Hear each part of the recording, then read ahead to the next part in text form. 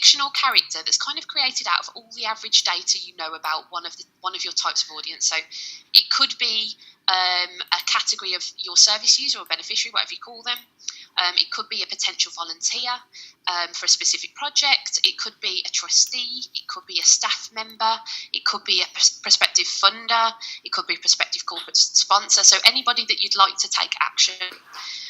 So a buyer persona is composed of, you can go into as much detail as you like, but generally it would be you make up a name. They have some background. You give them demographics, likes, dislikes, what influences they have, and their goals and challenges. So to get this information, it sounds a bit strange. We'll go into an example in a second, but you use a combination of your real life experience. So nobody knows your users or your trustees or volunteers as well as you do. So imagine if all of their data, so all of their ages were put together and there was an average created, or all of their kind of hobbies and interests were put together and there was an average created as well. So just think about your real life experience when it comes to creating these buyer personas. Then you can also use online data as well. So there are lots of reports on social media usage, on demographics. There's lots and lots of data, which, you know, as charities you'll be familiar with anyway. So utilise that to kind of flesh out this persona.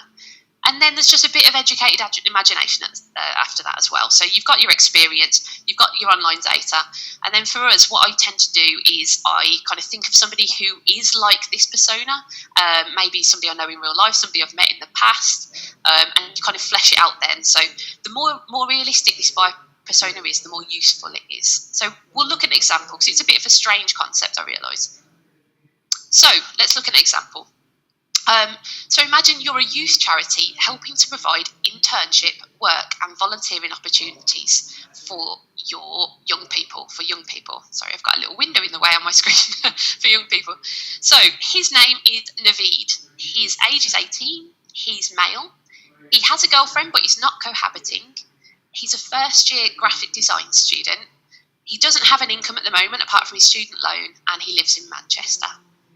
So Naveed's goals are to work for a creative advertising agency after uni. He understands how competitive it is, so he's got a great portfolio beyond his uni stuff. Naveed's challenges are he finds contacting individual companies for experience daunting. His emails haven't had much response and he isn't comfortable cold calling. And then his hobbies and interests. He's a sci-fi fan, he loves cooking, gets his news from Facebook, but he only goes on a couple of times a week. He loves Instagram and Snapchat, and his favourite brands are Topman, Nike and Urban Outfitters. So you might think, you know, what is the point of any of this? You know, so what, you know, how can this help me? So let's just have a look at a little bit of information we can derive from this. So as I say, you can go into loads of detail and then analyse it and pull out loads of things that would be useful, but this is just a quick example. So 18, he's a digital native, he's grown up with the internet, so omni-channel, so i.e. Messaging across different types of channels, so social media, websites, all of that type of thing. He expects brands to be across multiple channels. Naveed will be very responsive to email marketing. Again, this is an average person, there might be exceptions to the rule, but he's grown up dealing with his school, anything to do with school and university on email, so he associates emails with professional stuff, so this charity would do well to do an email campaign. Charity values are very important to an 18-year-old, as our company values. So that gives you a little bit of information about the type of messaging that this youth charity should use. So mentioning frequently about the charity values within social media, on your website, you know, having a page about your values would go down really well with Naveed. Then we look over here as well. So he has a great portfolio beyond university stuff. So I deduce from that he's proactive, he's a self-starter, and he probably researches a lot. So he's fully aware, he has a portfolio. So I would make sure there's lots of stuff for him to research on this charity. So I would write quite a lot of blogs. I would write in-depth pages on the website as well. Within his challenges, it says he finds contacting individual companies for experience daunting. So I'd say probably doesn't have many personal contacts, and perhaps he's underconfident and needs support and reassurance. So that gives you a little indication as to messaging. So I would make sure that the messaging is really, really supportive and reassuring, and just makes the idea of contacting big companies and working with big companies a little bit less scary. Perhaps some case studies as well would help reassure Naveed. Just Okay, so he isn't comfortable cold calling. So like many people his age, he's grown up with instant messaging and email and all sorts of different other options than calling. So always give him the option to email or direct message when you want him to do something. So avoid the necessity to call, or you might put him off. He gets his news from Facebook. So, sorry, I've just got to move another one of my windows. I'm not sure you can see that. He gets his news from Facebook. So I would post news style content on Facebook, but I wouldn't spend too much time with the key messages on there. Just make sure you post something, because he is on there from time to time. But I would communicate more personally with him on Instagram. I think that would be a really good channel for Naveed, particularly as a graphic design student as well. And then his brands. So the brands he likes, look at the language and messaging used by these brands for ways to appeal to him. So if you look at Nike, they use really quite informal language, very short sentences, and they use really inspirational content and imagery. So that just shows you very quickly an example about how to create a buyer persona and how it might be useful to you in your copywriting. Okay, so now you know who you're speaking to. What sort of things should you speak about?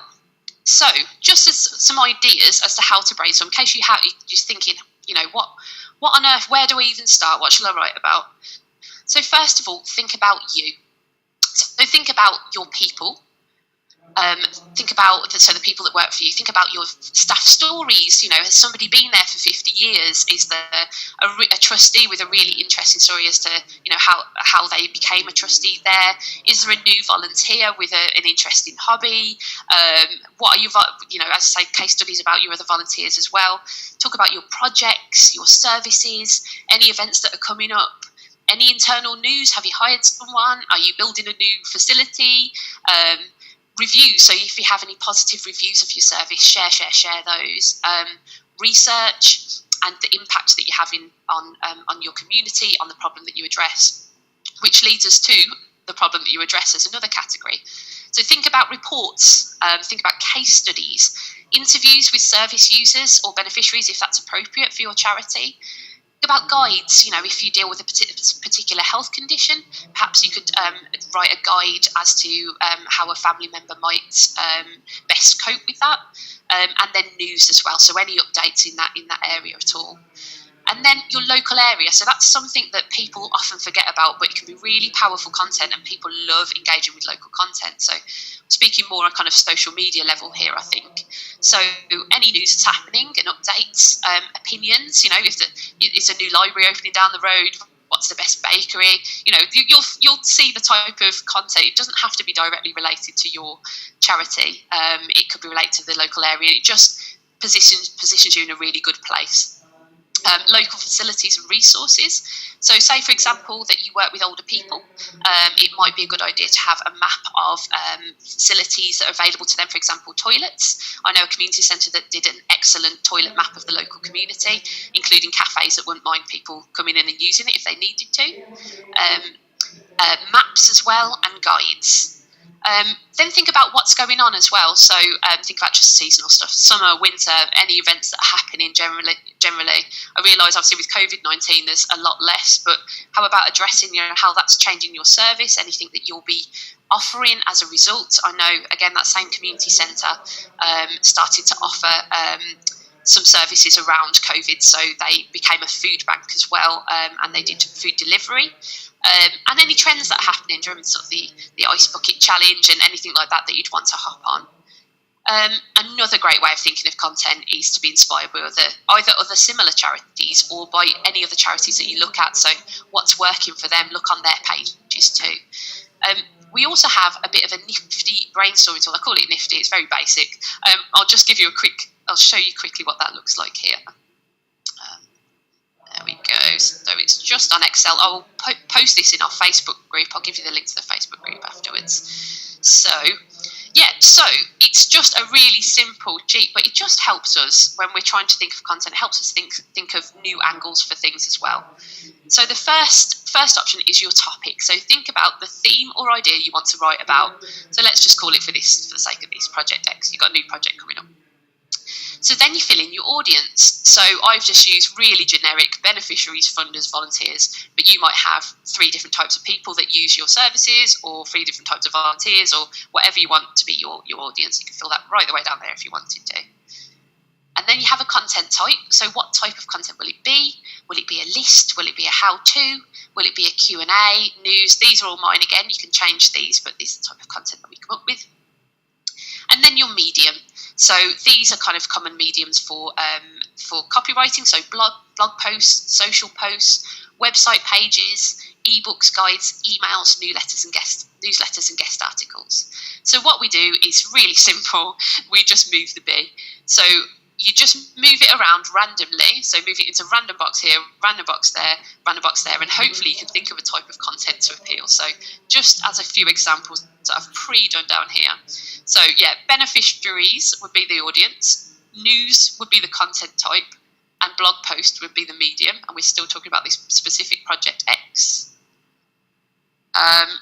So we've got exciting news, Project X coming soon. So that would be something that the beneficiaries would care about. It would be news related and it would make a really good blog post. So then if we got volunteers, how to and social post.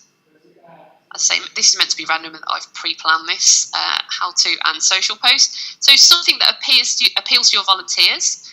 It's a how-to guide because people love a how-to guide, and it's a social post. So a great one for Project X would be how to sign up to be a volunteer for Project X. So I do that in lots of different steps. So step 1, fill in this form. Step 2, come in and see us, however it goes. And then a final example. So if you're going to do funders, research, and email.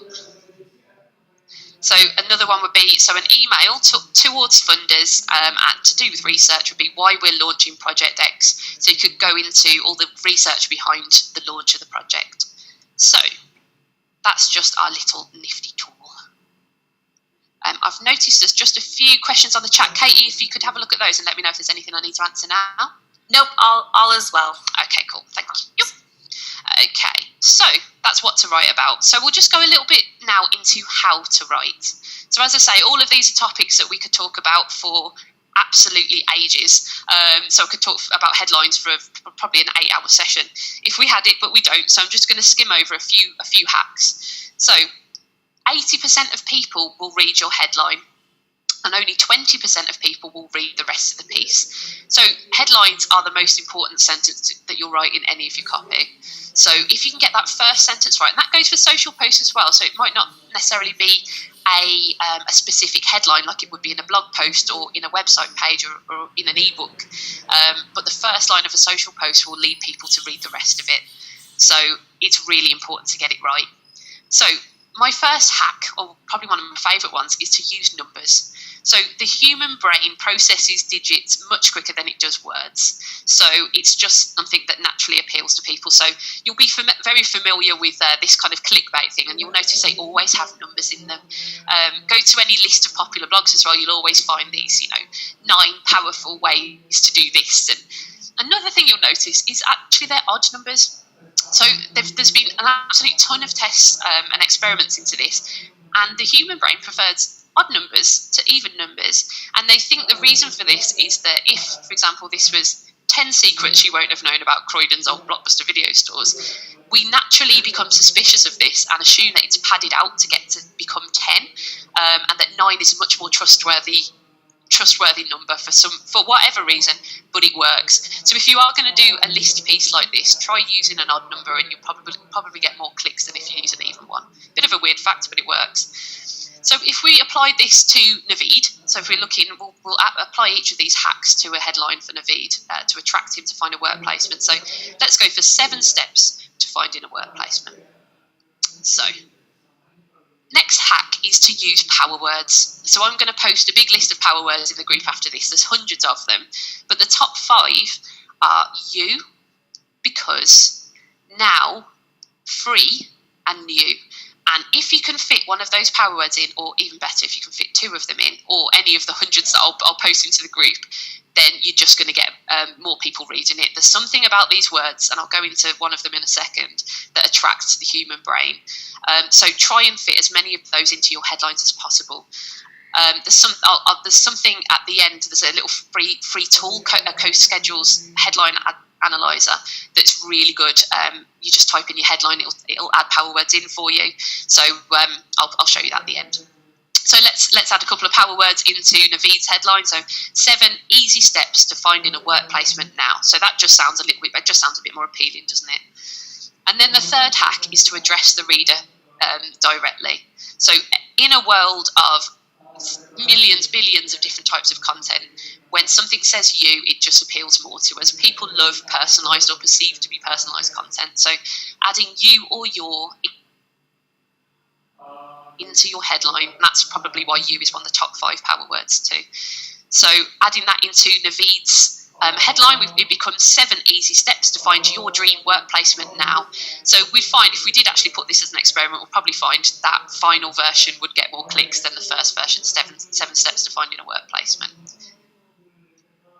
So just looking at one of those power words in particular, because there was an experiment done by Ellen Langer in 1978 at Harvard University. So it's called the Xerox experiment, and it's something I find really interesting.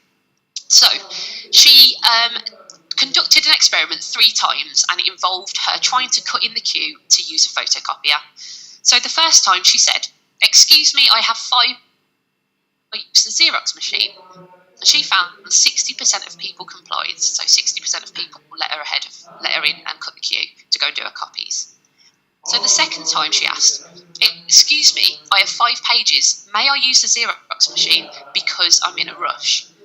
So because she gave this reason because 94% of people let her in front. And you know, that makes sense, doesn't it? People have empathy. You're in a rush, I'm not, why not go in front of me? So that seems to make sense so far.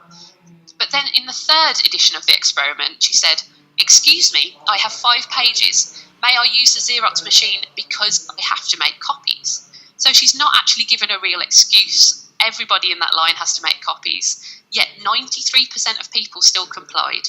So it just goes to show the power of the word because. I mean, it works in, you know, speaking it and writing it down.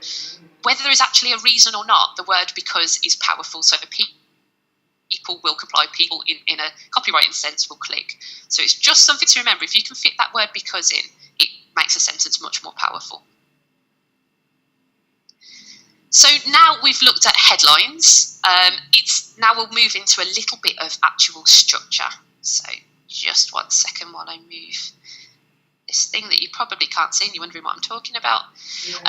So this is a method that I use whether I'm writing a social post, whether I'm writing a website page, an ebook. You know, this can be adopted or adapted even to all different types of content length.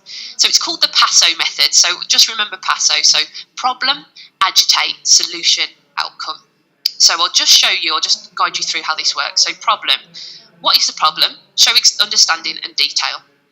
Then next, and you do it in this order, agitate, what could happen if the problem is not solved?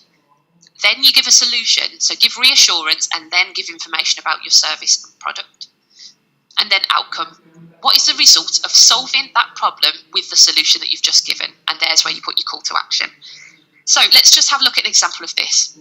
Problem. So say, for example, you're a charity that offers free computer services or free digital services for older people in the UK. The problem. Older people in the UK are prone to isolation due to a loss of friends or family, mobility or income. There's your clear problem. It showed understanding, it showed detail. As much as we can in this example anyway, you can go into much more detail, just run out of space. Agitate. So this is what would happen if the problem's not solved, or it gives more, it kind of rubs a little salt in the wound, but obviously be careful and be sensitive with this. So studies suggest that the impact of isolation and loneliness on health are of the same level as high blood pressure, obesity and smoking. So that just says, isolation is really bad. In fact, it can have a really bad effect on health as well. So it just, as I say, a little salt in the wound, it pushes it that little bit further. And here's the solution. We believe that digital inclusion for older people is the answer. We offer a range of free services, and that would be a link, helping older people access IT equipment and learn to use it in a safe, non-judgmental environment. So there's your clear solution. Then you give the outcome. So this is what the result of solving the problem that you've just given with your solution. So it's putting those two things together.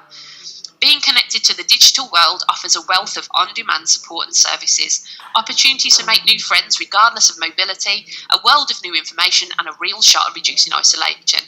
Complete our form to refer someone you know, and that is your call to action there. I'll go into call to action more in a second. Then, if you can, something to make it even more strong is to give a little bit of social proof.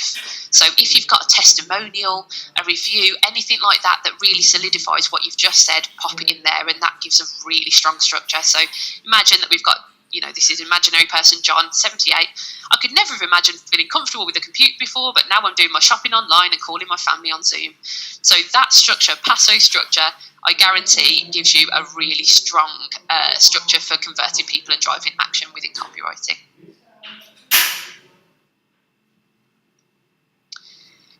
And now, so we've looked at headlines and we've looked at a bit of structure. As I say, this is very much a whistle-stop tour. So if it seems we're not going into much detail, it's just because we've just got this hour. But we can, again, in strategy calls, in the group, we'll go into as much detail as you like. So calls to action. So this is how you get people to take a step. So to press a button, to find out more, to read something that you've published, to come into your centre, to give you a ring, to email you, whatever action you want them to take. So the first thing is to remember to use those power words. Again, I'm going to put that list into the Facebook group afterwards. So just have that ready whenever you're writing anything, and just pick a few out, and it just strengthens what you're doing. And remember to tell them why. So don't just say, call now, book now, or sign up now. Say sign up now to receive exciting new volunteer opportunities. Exciting and new, both power words. Now is a power word as well. Sign up to receive exciting new volunteer opportunities. It's just a much stronger call to action than say sign up now.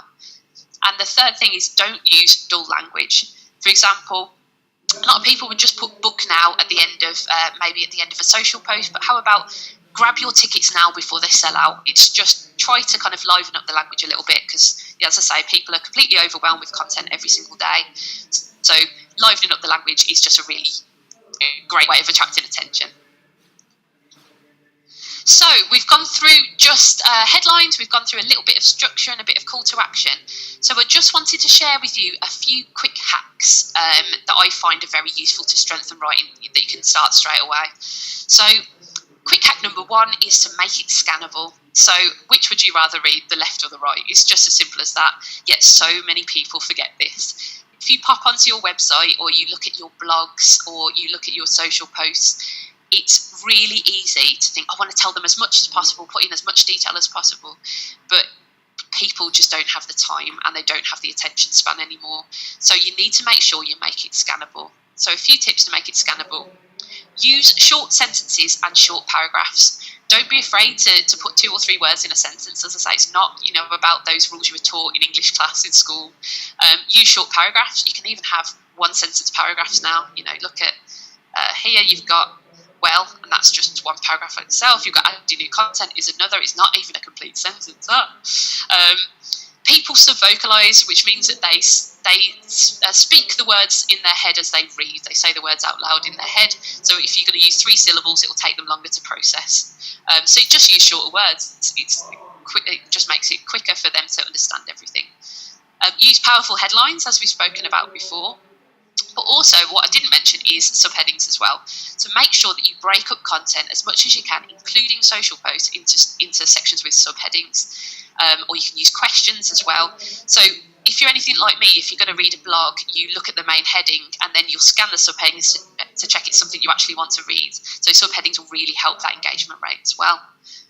Use bullet points and numbering as much as you possibly can. Whenever you have a block of text, think, can I break that up into bullet points or numbers? If you can, do it. If you got, just keep this in mind whenever you look at other websites today, and you'll see that really good ones, really accessible ones, are always broken up into these pieces. And then just make it interesting to read. So change font style for emphasis, use colours, make things bigger, use boxes, just make it easier. As I say, nobody wants to read just a big block of black and white text. My other quick hack would be loosen your language. So I've spoken about throwing this old English language rule book out the window. So don't be afraid to break the rules. Grammatically correct writing is not engaging. It just isn't. Not online, it isn't. And so make your language less formal. something I do is write as I would speak. So if I write a piece of copy and it doesn't seem quite right, I'll say it out loud. And if saying it out loud kind of really helps you notice where the problems are. If you're speaking a sentence and it sounds too long, you having to take a breath halfway, or it just doesn't sound like you'd normally speak to a friend, then just rewrite it, kind of break it down into pieces. And then again, use short, simple words and sentences. So just by way of an example, it's instead of something like, we specialise in working within elderly communities in the UK, offering a full suite of digital services to help reduce the impact of social isolation. Try using isolation in older people is dangerous. We offer digital solutions to help. To just be as short and staccato and to the point as you possibly can, because people don't have the attention span. And then my final quick hack is writing to your readers. So just don't use third person in your copy. Leave that for academia. So you can see these two examples. People shouldn't use third person in their copy. Their readers will find it less engaging. It just feels detached. So it's not necessarily, you won't notice it straight away, but it just has a feeling of detachment. It's again, think of those power words, the main one being you. So the sentence 2 says, don't use third person in your copy. Your readers will find it less engaging. And it's just a quick trick. Just make sure that you're using the word you and your. So just a quick recap of this whistle stop tour. I've got a couple more bits for you after this, but first of all, establish your audience and remember to write to them specifically. Writing topics, so think about your charity, think about the issue that you help with, remember your local area as well, that makes excellent content as well, and then think about what everybody else is talking about and apply your opinion to that and your thoughts. Headlines, remember those power words. Use numbers, particularly odd ones, and remember to focus on the reader.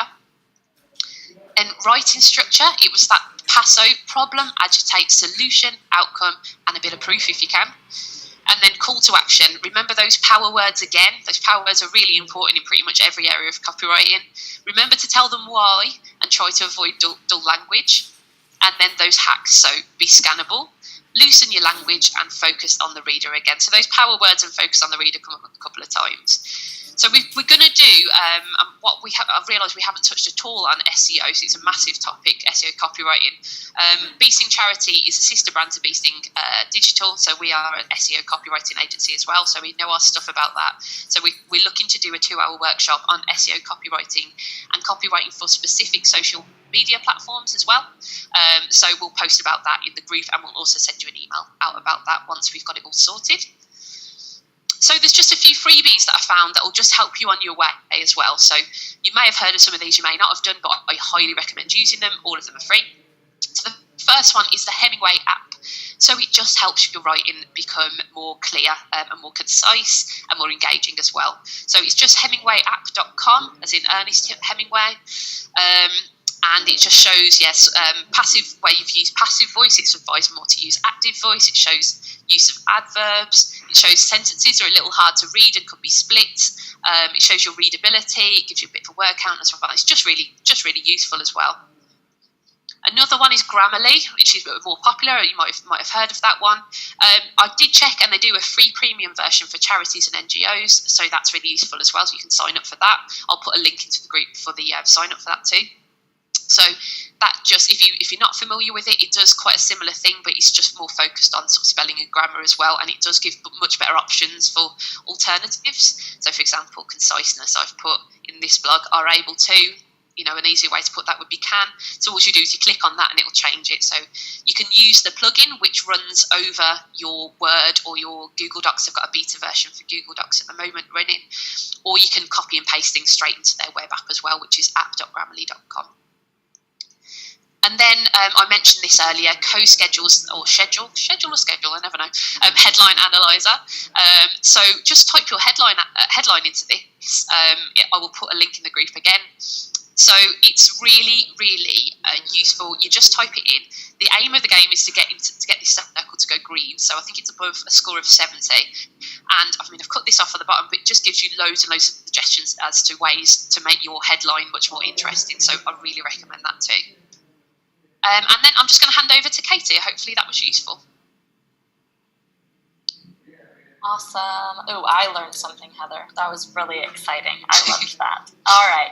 Okay, guys. So basically, if you've gone on our last webinar, then you know we have our amazing Facebook group where we're doing Marketing Mondays. So we'll open the floor up for questions in a minute, but if there's any leftover questions you have or anything you have throughout the month until the next webinar, you can go ahead and leave those questions in the group. You can help other people by asking questions because everybody's going to learn. It's absolutely amazing. Then we are giving away our free 2021 strategy sessions for UK charities. I know I've already done some of these with some of you guys on the call, which is very exciting. So hopefully, you guys are getting some things out of this and other people can as well. And then basically we want to help you guys. We want you on board with us. So have a strategy call with us. Join the Facebook group. Heather's got some of those freebies. Basically the content, not PDF. I'm so sorry, spreadsheet that she's got to give away for you guys. We also have the ebook from last time about Instagram. If anybody in the group missed that one, so anything you need help with the group, or we can have a strategy session with you guys. So please, those with us, we'd love to help you out. So go ahead, Heather. Yeah, I think there was a question that I've just seen as well from Neil Hunter about numbers, and I actually don't know. I'm going to find out. I'll find out, and I'll post you an answer as soon as I do know. Is it true for rounded numbers? Like 5 and 25. I wonder if that does work. Yes, I'll find out for you, Neil. Is there any more questions like that? I can't see any other questions. If you've got any questions, pop them in here. But what we need to do is give you a link to the Facebook group that we keep on going on about as well. Do. Have you got a link there, Katie? That would be yes. Thank you. 1 second. All right, there you guys go. Just facebook.com, digital marketing training for charities. Excellent. Okay, so if you could just hop into that Facebook group, that gives you, like Katie said, loads and loads of free stuff. We post in there all the time. You can post any question that you have as well. And we'll also email that out as well. We'll email you out a link to Facebook a group and all the free stuff as well that we offer. Katie, I was just there's one more slide, isn't there? I've just realised. Yeah. There we go. Oh, I think we went too far. There we go. And then our next webinar, February 8th, is going to be Google Ads for Charities. So again, massive topic. Google's training courses are weeks and weeks long, so we're going to try to condense as much as we can into an hour for you guys. We're kind of going to go through what some of these different terms mean, how to actually set up a campaign, just keywords, keyword research. So tons and tons we'll try to jam pack into 1 hour. So we really hope to see you guys there. We'll definitely see you in the Facebook group, and hopefully we'll have a strategy call with you sometime this month. Katie, sorry, there's just somebody said when she's clicked the link, it says page is not available. Oh, 1 second. Go.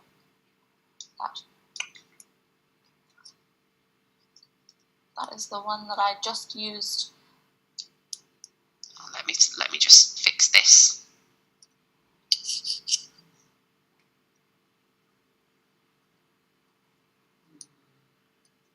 I'm just going to stop the share for just 1 second, and I'll just find it for you.